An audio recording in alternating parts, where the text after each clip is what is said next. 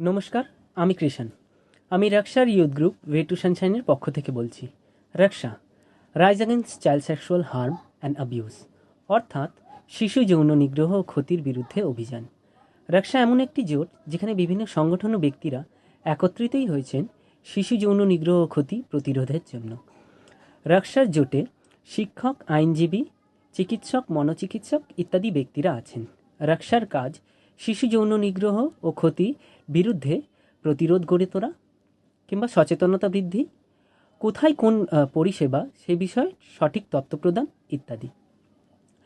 শিশু যৌন নিগ্রহ লিঙ্গ নির্বিশেষে হতে পারে।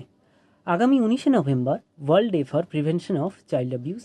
ওই দিনকে সামনে রেখে আমি শপথ করলাম, যেই সব শিশুরা এখনও যৌন নির্যাতনের শিকার হচ্ছে, আমি তাদের বিশ্বাস করব, তাদের পাশে দাঁড়াবো, তাদের সুরক্ষার দায়িত্ব নেব।